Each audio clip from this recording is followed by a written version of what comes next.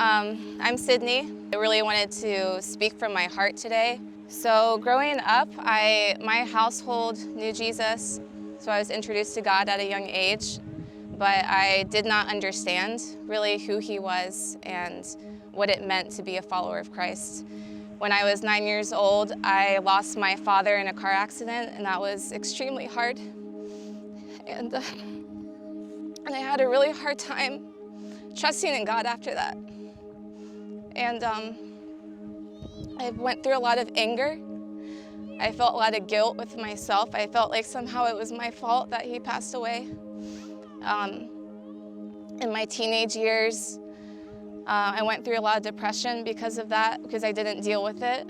And my mother, she was trying so hard to raise myself, my brother, and my cousin on her own, and she felt overwhelmed. And so I went away to a boarding school, and I felt very abandoned at that time too. I felt like I kind of lost both parents in a way, and I felt by myself. So that pulled me further again from God. And I spent a lot of my early 20s just trying to go about life on my own, trying to create my own path, my own happiness. And I stumbled so many times, and I kept thinking, I need this to make me happy, I need that. And like the whole time it was Jesus. He was the one that I needed.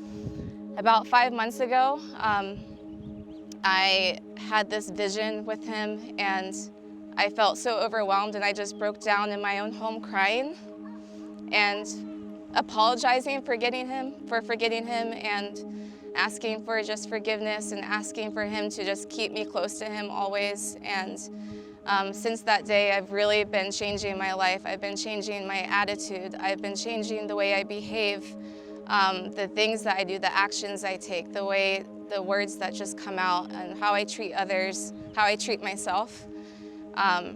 Really devoting myself daily into scripture and into prayer, and just making that the first and most important thing in my life. And today is just that declaration for me. And I don't ever want to step away from him ever again.